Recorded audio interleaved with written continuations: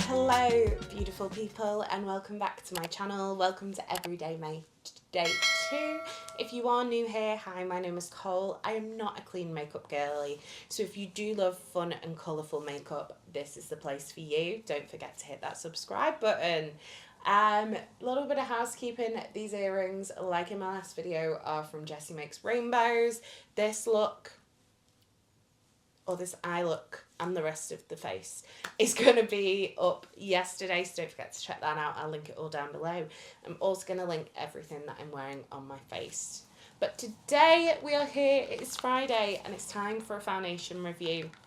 Today I'm going to be reviewing the Terracotta Le Teint Glow from Guerlain. I love the Guerlain original Le Teint foundation. It's beautiful. If you do want to see like a comparison side by side wear test, let me know. But this is the new glowy version. I went for the shade 1C, which is Cool Rose.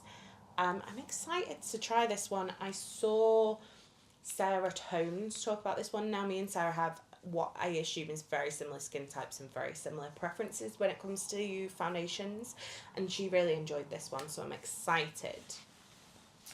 We've got two tools today. I'm going to do half my face with a sponge, half my face with a brush.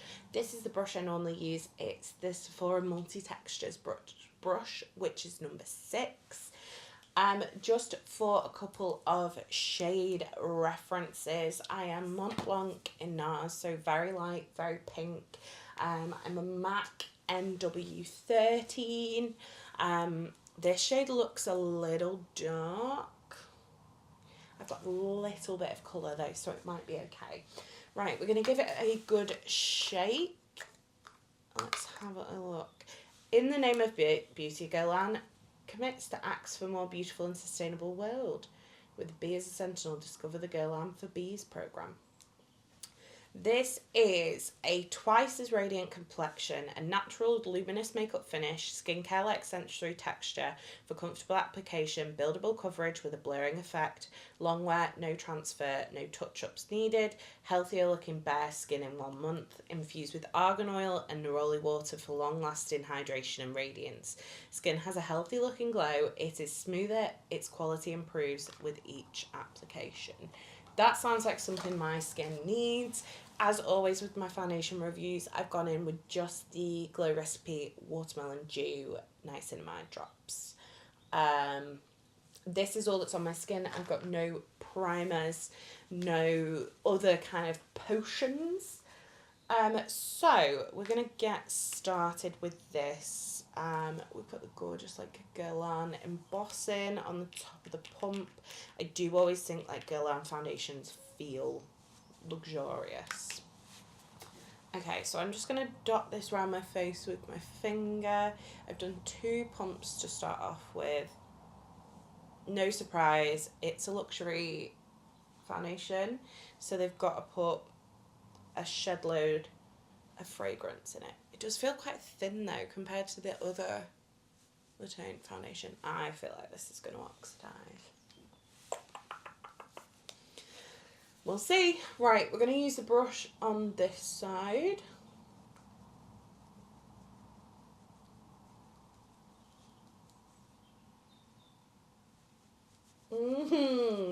This colour is definitely a little too dark, but it's going to be perfect in the summer when I've got a bit of colour.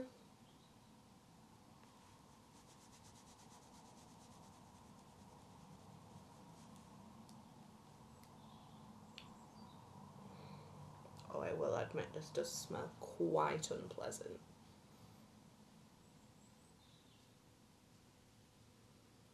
It's like very like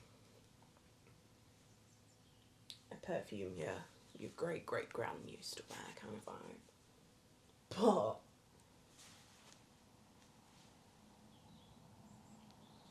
you know, if you are a regular, the issues I have had lately, and this looks bloody lovely.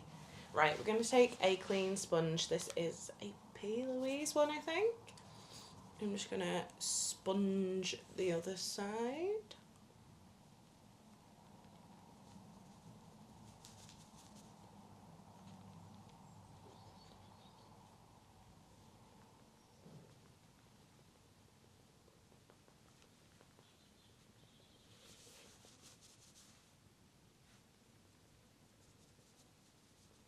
so it almost doesn't look as glowy on the sponge side, but it definitely looks more kind of natural and skin-like. I'm just going to bounce over the side we did with the brush. It's definitely setting down. I do want a little bit more coverage on this side. I think the sponge has taken away a good amount of coverage, so I'm going to do like half a pump on my brush and just pop it on this cheek and around my nose.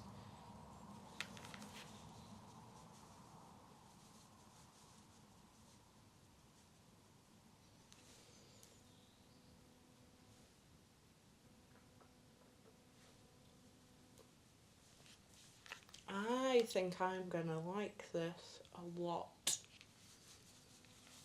If this lasts nicely, I'm just gonna pop a tiny little bit more on the chin as well. I don't think I would use this one with a sponge personally. For me, it just takes away too much coverage. But that very much is like a preference thing. It has, however, though, built up beautifully on itself.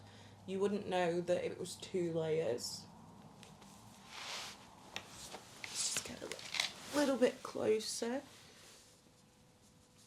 So this is the side with 1 layer of the foundation, and this is the side with 2.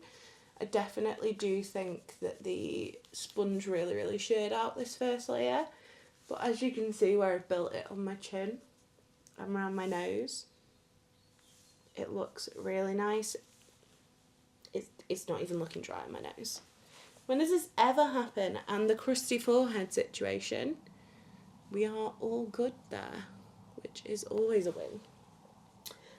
If I just realised I didn't fill you in at the start, if you just sit back where I was. If you are new here, I have what I like to call lizard skin. So my face is super duper dry. A lot of foundations, even like that are meant to be hydrating, look dry on me. But this, oh, I think I'm gonna like these. I'm gonna do some check-ins. It is currently 12:07. So we're gonna do some check-ins. We're actually going for some drinks for one of my cousin's 18th birthdays today. So it's probably going to be a nice long wear test. May I be a little tipsy when I get back? Possibly.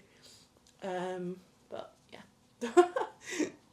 If anything, that'll stand testament to the foundation. I am just bouncing it in with the sponge just to see if there's anything kind of lifting on the sponge, any kind of coverage shearing. And once it's on, it seems to be stuck.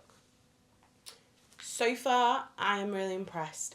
I'm not going to get too excited, but I like it so far. Hello, beautiful people. It is 4:25. So we've been wearing this for 4 hours. How nice does this foundation look? Like, it looks absolutely beautiful. It looks healthy. It looks skin-like. Even my pain lines, it's not settled in too bad. We've got a little bit on this one here that's a little bit deeper, but the other side, it's not settled in at all. On my nose, there's a little bit of transfer on it, but considering we're not wearing a primer, it looks so nice. There's a little bit of shine coming through on my chin, which actually never happens to me. So that's interesting. That just shows, I think, how hydrating it is that even on me there is some shine. I think it looks beautiful so far. I'm really excited to wear this one for longer. Like I said, maybe a little bit tipsy in my next check-in, because I probably won't check in now until we've got back from drinks for my cousin. But yeah, I think it looks really, really beautiful. I'm so impressed. Here's like a closer look. There's a little bit I'm not too bothered about my pores really, but if you are, I think, bothered about visible pores, it looks a little bit visible here, but it's nothing I don't think a bit of like a smoothing primer would fix. Yeah, I think this looks beautiful. Let me know what you think so far, and I'll be back in another 5-6 hours for a check-in. Hello, welcome. Hi, this is Tipsy Foundation Reviews with Cole.